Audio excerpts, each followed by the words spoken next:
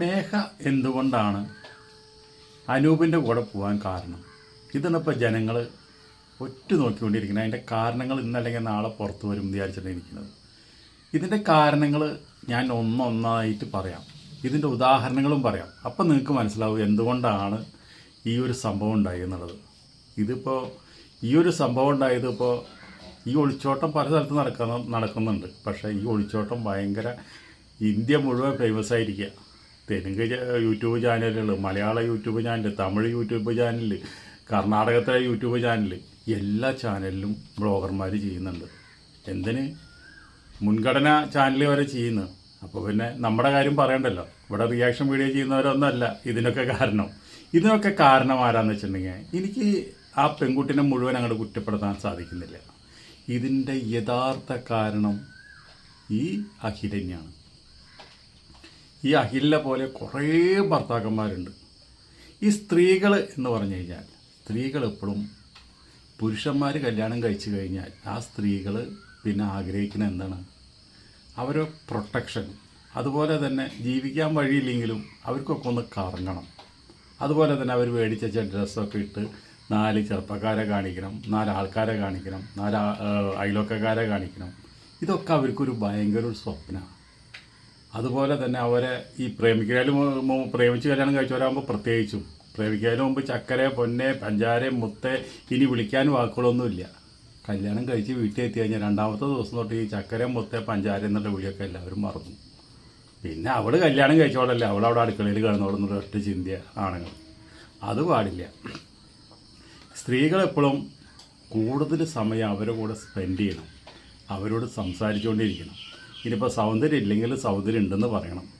അതുപോലെ തന്നെ പല പല ഡ്രസ്സുകൾ എടുത്തു കൊടുക്കണം, ആഭരണങ്ങൾ എടുത്തു കൊടുക്കണം. അതുപോലെ തന്നെ നമ്മുടെ വാർഷികങ്ങൾ, അതുപോലെ തന്നെ പിറന്നാൾ, ഇതൊക്കെ നമ്മൾ ചെലവ് ചെയ്തുകൊണ്ടിരിക്കണം. വലിയൊരു ഭാരിച്ച ഉത്തരവാദിത്തമാണ് കല്യാണം എന്ന് പറഞ്ഞു കഴിഞ്ഞാൽ. പ്രേമിച്ച് കിടക്കാച്ചിട്ട് ഒരു കുഴപ്പമില്ല, ഇവനെ കല്യാണം കഴിക്കാണ്ടിരിക്കണം. അപ്പോൾ ഇനി യാതൊരു പ്രശ്നമില്ല. ഇവിടെ ഉണ്ടായത് അത് തന്നെയാണ്. അഖിൽ 24 മണിക്കൂറും ഉറക്കം പോലും ഇല്ലാത്ത 2-3 മണിക്കൂർ മാത്രമാണ് ഉറങ്ങണമെന്നാണ് അവൻ്റെ സുഹൃത്തുക്കൾ പറഞ്ഞത്. ആ 2-3 മണിക്കൂർ ഉറക്കി കഴിഞ്ഞാൽ ബാക്കി മൂപ്പര് ഉറക്കത്തിൽ നിന്ന് ഞെട്ടി എഴുന്നേറ്റ് കണ്ടൻറ്റിന് വേണ്ടി തരികയാണ്. രാത്രി 2 മണിക്കും 3 മണിക്കൊക്കെ വീഡിയോ ഷൂട്ട് ചെയ്യുക. കോമഡി കണ്ടൻറ്റ് എന്ന് പറഞ്ഞാൽ അത്ര എളുപ്പമല്ല, നല്ല സ്ട്രെയിനാണ്. അത് എഴുതി ഉണ്ടാക്കണം. എത്ര ബുദ്ധിമുട്ടാണെന്ന് എഡിറ്റ് ചെയ്യാനായിട്ട്. നമുക്ക് ഈ വ്ളോഗിനെ പോലെ അതിന് തന്നെ ബുദ്ധിമുട്ടാണ്. അപ്പോൾ അത് പിന്നെ ഇത് പറയണ്ടല്ലോ. അതുപോലെ അത് ചെയ്ത് എല്ലാ കാര്യങ്ങളും ചെയ്ത് 24 മണിക്കൂറിൽ 2-3 മണിക്കൂർ കഴിഞ്ഞ് ബാക്കിയുള്ള സമയം മുഴുവൻ സ്പെൻഡ് ചെയ്യുന്ന മൂപ്പര് ഈ യൂട്യൂബിലും ഫേസ്ബുക്കിലൊക്കെ വീഡിയോ ഇടാനാണ്, അതിൻ്റെ കണ്ടൻറ്റ് തപ്പിയിട്ടാണ്. അതുപോലെ തന്നെ സിനിമ, ഇപ്പം മഹാരാജ എന്ന് പറഞ്ഞ സിനിമ എടുത്തില്ലേ, ഇനി അടുത്തൊരു സിനിമയ്ക്ക് വേണ്ടി പ്ലാനിങ് നടക്കുക. അപ്പോൾ അതിൻ്റെ കഥാചർച്ചകളും കഥകളും ചിന്തിച്ചുകൊണ്ടിരിക്കുക. കല്യാണം കഴിച്ചു കൊണ്ടുവന്ന മേഘയ്ക്കാകെ 22 വയസ്സുള്ളൂ. ഇവനാന്ന് വെച്ചിട്ടുണ്ടെങ്കിൽ ഒരു 34 വയസ്സുണ്ടായിട്ടുള്ളൂ. അപ്പോൾ ഇവൾ ആഗ്രഹിച്ച പോലെ ഒരു ഭർത്താവാനായിട്ട് ഒരു കാരണവശാലും അഖിലിന് കഴിഞ്ഞില്ല. അല്ലാണ്ട് ഇപ്പോൾ ആൾക്കാർ പറഞ്ഞ പോലെ അഖിൽ ഗയാണ്, അതുപോലെ തന്നെ സ്ത്രീകൾ ഇഷ്ടമല്ല, അവൾക്ക് ഒന്നും ചെയ്തു കൊടുക്കണില്ല, അങ്ങനെയൊക്കെ പറയണൊക്കെ വളരെ മോശമായ കാര്യങ്ങളാണ്. ഇവർ ജീവിതത്തിൽ സ്ത്രീകൾ ആഗ്രഹിക്കുന്നതെല്ലാം ഇവൻ ചെയ്തു കൊടുക്കുന്ന എന്നെ സാധിച്ചിട്ടില്ല. അതിൽ പരാജയപ്പെട്ടു. ലൈഫാണ് പരാജയപ്പെടുന്നത്. അതിനൊരു ഉദാഹരണം ഞാൻ പറയാം. നമ്മൾ എത്ര ഫേമസ് ആയുള്ളൂ. ഇപ്പം നോക്കിക്കോ, ഇവിടെ ഉണ്ടായത് എന്താണ്? ഇവിടെ ഉണ്ടായത് ഈ അഖിലെന്ന് പറഞ്ഞു കഴിഞ്ഞാൽ കാണാൻ നല്ല സുന്ദരനാണ്. അതുപോലെ തന്നെ ഇഷ്ടം പോലെ സമ്പാദ്യം അവൻ്റെ കയ്യിലുണ്ട്. എല്ലാ മാസം അവന് ആവശ്യത്തിനേലും കൂടുതൽ ലക്ഷങ്ങൾ അവൻ്റെ ബാങ്കിൽ വരുന്നുണ്ട്. വിദ്യാഭ്യാസമുള്ളവനാണ്. അതുപോലെ തന്നെ എല്ലാം കൊണ്ടും വയസ്സും കുറവാണ്, എല്ലാം കൊണ്ടും യോഗ്യനാണ് നമ്മളൊക്കെ നോക്കുമ്പോൾ. അതേ സ്ഥാനത്ത് ആ bus conductor, KSRTC bus conductor Anoop എന്തുണ്ട്? അവന് 42 വയസ്സുണ്ട്, ഇവൾക്ക് 22 വയസ്സുള്ളൂ. ഈ 20 വയസ്സിൻ്റെ ഡിഫറൻസ് അവരുടെ ജീവിതത്തിൽ മൊത്തം നേടിക്കും. നമ്മുടെ ദിലീപ് കല്യാണം കഴിച്ച പോലെ കാവ്യനെ. അപ്പോൾ അതേപോലെ തന്നെ ഇത്രയും പ്രായക്കൂടുതലുണ്ട്. അപ്പോൾ അവന് നല്ല പ്രായമായി ഈ ലൈംഗിക ശേഷിയൊക്കെ നശിച്ച് വരുന്ന സമയത്ത് നമുക്ക് അപ്പോൾ തുടങ്ങിയിട്ടുണ്ടാവുള്ളൂ. അപ്പോൾ അതവിടെ വലിയൊരു പ്രശ്നമാണ്. അതവിടെ ഇരിക്കട്ടെ, അതൊക്കെ പിന്നെ സഹിക്കാൻ നിൽക്കുക. സ്ത്രീകളിപ്പോൾ ഇതിന് വേണ്ടിയിട്ട് മാത്രമൊന്നുമല്ല ഈ ചാടി പോണതും വല്ലവൻ്റെ കൂടെ പോണതും. ഞാൻ നേരത്തെ പറഞ്ഞ കുറേ കാര്യങ്ങളില്ലേ, അതിനൊക്കെ ഇനി അവർക്ക് ഇമ്പോർട്ടൻ്റ് കൊടുക്കുന്ന സ്ത്രീകൾ അതിനാണ്. അവർ ഏറ്റവും അധികം ഇമ്പോർട്ടൻ്റ് കൊടുക്കുന്ന സ്ത്രീകൾ സ്നേഹത്തിനാണ്. ആ സ്നേഹം എവിടെയൊക്കെ ഇല്ലാണ്ടായോ, ഭർത്താവിന് ഇല്ലാണ്ടായോ, അപ്പോൾ അവരെ വേറെ വഴിക്ക് അവരെ ചിന്തിച്ചു തുടങ്ങും. അവരുടെ മനസ്സ്, അവരുടെ തലച്ചോറ് അങ്ങനെയാണ്. അതാണ് ഈ ചങ്കല് മുഴയില്ല എന്ന് പറയില്ലേ സ്ത്രീകൾക്ക്. ആലോചിക്കാനുള്ള ബുദ്ധിയില്ല. നമുക്കൊക്കെ ചങ്കലൊരു മുഴ തന്നിട്ടുണ്ട്, സ്ത്രീകൾക്ക് ചങ്കൽ മുഴയില്ല. അതാണ് ആലോചിക്കാനുള്ള ബുദ്ധിയില്ല അവർക്ക്. അവരൊക്കെ പിന്നെ എല്ലാ അബദ്ധങ്ങളും സംഭവിച്ചു കഴിഞ്ഞതിന് ശേഷം ഞാനൊരു കഥ പറയാൻ മറന്നു. അത് ജസ്റ്റ് നടന്ന സംഭവമാണ് തൃശ്ശൂർ. അതും കൂടി നല്ല മാച്ചിങ്ങാണ്. അതും കൂടി ഒളിച്ചോട്ട കഥ തന്നെയാണ്, നല്ല രസമാണ്. ഭയങ്കര തൃശ്ശൂരിനെ പിടിച്ച് കുലിക്കുള്ളൊരു സംഭവമാണ്. അന്നത്തെ കാലത്തൊക്കെ അത് പത്രത്തിലും ആൾക്കാർ, അന്ന് സോഷ്യൽ മീഡിയ ഇല്ല, അന്ന് സോഷ്യൽ മീഡിയ ഉണ്ടാവേണ്ടായിരുന്നു. ഇതിനേക്കാളും ഫേമസ് ആയതിനെ. എന്താണെന്ന് വെച്ചിട്ടുണ്ടെങ്കിൽ കുട്ടികളുടെ ദൈവം എന്ന് പറയും, ഒരു ഡോക്ടറാണ് കുട്ടികളുടെ ദൈവം. തൃശ്ശൂരിലെ കുട്ടികളുടെ ദൈവമാണ്. തൃശ്ശൂരിൽ നിന്ന് മാത്രമല്ല, ഗുരുവായൂർ, ചാവക്കാട്, കുന്നംകുളം, മലപ്പുറം, ഇവിടെ നിന്നൊക്കെ ഈ ഡോക്ടറെ കാണാൻ കുട്ടികളെയും കൊണ്ടുവരും. കുട്ടികൾ ഈ ഡോക്ടറെ ഒന്ന് തൊട്ടാൽ മതി, അപ്പം അസുഖം മാറി. ഗംഭീര ഡോക്ടറാണ് ഇവിടെ. ഞാനിപ്പോൾ ഇതിൻ്റെ ആളുടെ പേരോ ആളുടെ ഭാര്യയുടെ പേരോ ഈ ഹോസ്പിറ്റലിൻ്റെ പേരോ ഞാൻ പറയുന്നില്ല. അവർക്ക് സ്വന്തമായിട്ട് ഹോസ്പിറ്റലുണ്ട്. ആ ഹോസ്പിറ്റൽ തൃശ്ശൂർ സെൻട്രൽ തന്നെയാണ്. ഞാനത് പറയുന്നില്ല. എന്ന് വെച്ചാൽ അവരവിടെ ഹോസ്പിറ്റൽ ഇപ്പോഴും നടത്തിക്കൊണ്ടിരിക്കുന്നുണ്ട്. അവരെ ഇത് അപ്പം നമ്മളിത് പറഞ്ഞത് മോശമല്ലേ. ഇങ്ങനെ ഒരു സംഭവം മാത്രം പറയാം. ആളുടെ പേരും കാര്യങ്ങളൊന്നും പറയുന്നില്ല. ഫേമസ് ഡോക്ടറാണ്. ഞാൻ പോയിട്ടുണ്ട് അവിടെ.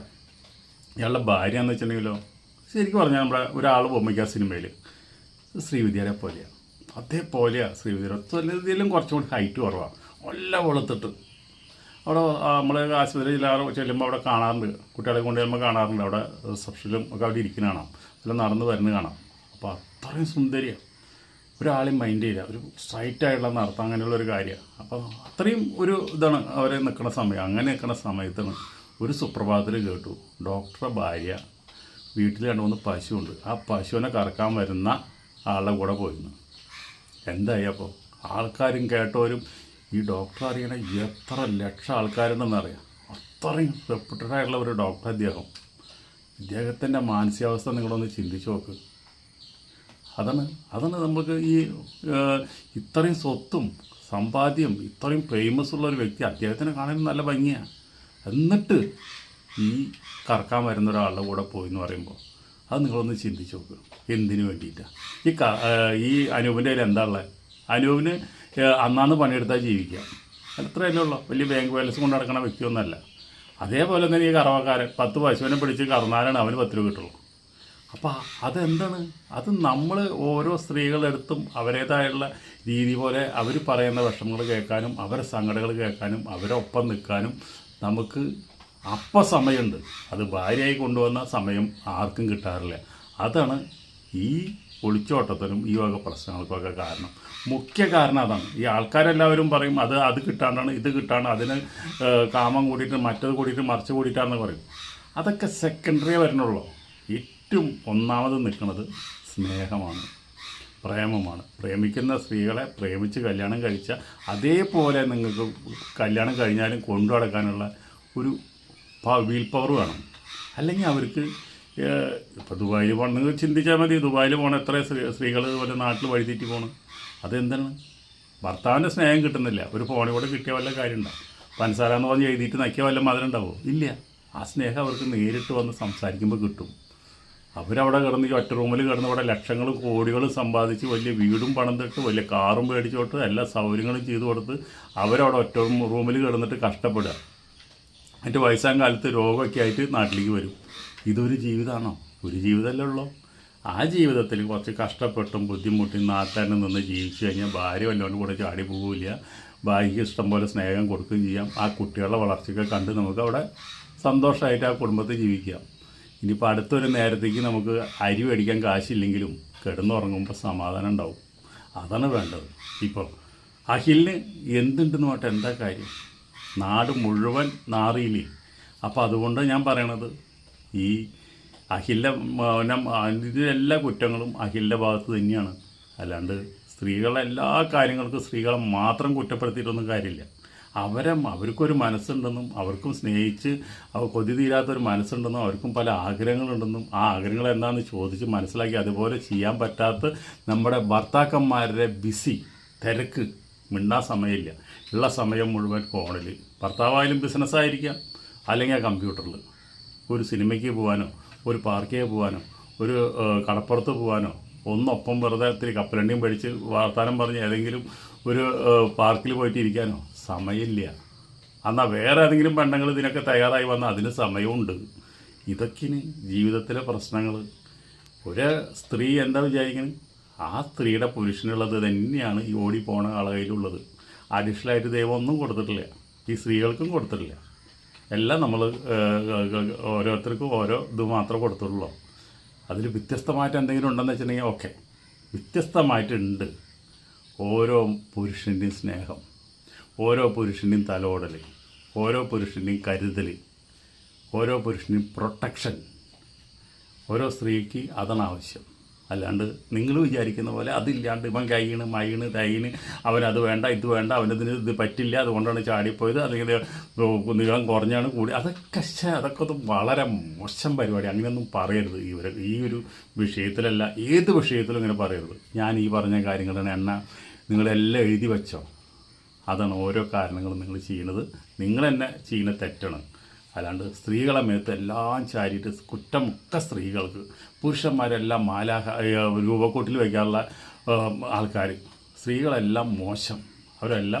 എല്ലാം കൊണ്ട് അവർ ഇതിനു വേണ്ടി മാത്രം നടക്കുന്ന ആൾക്കാരാണ് എന്നൊരു ചിന്താഗതി ഈ എല്ലാവരും മാറ്റിക്കളയാം. അതാണ് നല്ലത്. ഒരാളും മനസ്സിലത് വേണ്ട. അപ്പോൾ ദൈവം പിന്നെ ഓരോ ആകർഷണ ശക്തി കൊടുത്തിട്ടുണ്ട് എല്ലാ പുരുഷന്മാർക്കും സ്ത്രീകൾക്കും. അതിപ്പോൾ ചിലപ്പോൾ കണ്ണുകൊണ്ടായിരിക്കും വ്യഭിചരിക്കുക, അപ്പോൾ ചിലപ്പോൾ ഏത് നേരിട്ട് വ്യഭിചരിക്കുന്നു തോന്നും. അത് തെറ്റാണെന്ന് മാത്രമേ ഉള്ളൂ. അപ്പോൾ ഇത്രയും പറഞ്ഞുകൊണ്ട് നമുക്ക് വീഡിയോ ഇവിടെ നിർത്താം. ഇതിലിപ്പോൾ ആരും കുറ്റം പറയും വേണ്ട, ആരും നല്ലതും പറയും വേണ്ട. ഒക്കെ സാഹചര്യങ്ങളാണ്, സന്ദർഭങ്ങളാണ്. നമുക്ക് ജോലി ഉണ്ടാവാം, ജോലിയിൽ ബിസി ഉണ്ടാവാം, തിരക്കുണ്ടാവാം, എന്തൊക്കെ ഉണ്ടെങ്കിലും ഭാര്യനെ മറന്നിങ്ങനെയുള്ള കാര്യങ്ങളൊക്കെ ചെയ്താൽ ആ ഭർത്താക്കന്മാർക്ക് ഇന്നല്ലെങ്കിൽ നാളെ ഇങ്ങനെയുള്ള പ്രശ്നങ്ങളൊക്കെ ഉണ്ടാവും. അല്ലെങ്കിൽ ഒന്നുമില്ലാണ്ട് തേക്കും തടിക്കും തെമ്മാടിക്കും അവിടെ കിടക്കാമെന്ന് പറഞ്ഞ പോലെ കല്യാണം കഴിക്കരുത്. കിട്ടിയ കാശ് നമുക്ക് അടിച്ച് പൊളിക്കാം. കല്യാണം കഴിച്ച ആ ദിവസം മുതൽ നിങ്ങളുടെ തോളത്തൊരു ഭാരമായിരിക്കുന്നത്. കല്യാണം കഴിച്ച് കഴിഞ്ഞാൽ പിന്നെ പെണ്ണിൻ്റെ പരാതി, അത് കഴിഞ്ഞ് കഴിഞ്ഞാൽ ഗർഭമുണ്ടായി അതിൻ്റെ പരാതി, അത് കഴിഞ്ഞ് കുട്ടികളുണ്ടായി അതിനേക്കാളും വലിയ പ്രശ്നങ്ങൾ, പിന്നെ അവിടെ നിങ്ങളുടെ പ്രശ്നങ്ങളുടെ ഘോഷയാത്രയാണ്. എന്ന് വിചാരിച്ച് കല്യാണം കഴിക്കാണ്ടിരിക്കണ്ട കേട്ടോ. വീഡിയോ അവിടെ നിർത്താം. ഇതുവരെ വീഡിയോ കണ്ട എല്ലാവർക്കും നന്ദി, നമസ്കാരം. അടുത്ത വീഡിയോയിൽ നമുക്ക് വീണ്ടും കാണാം.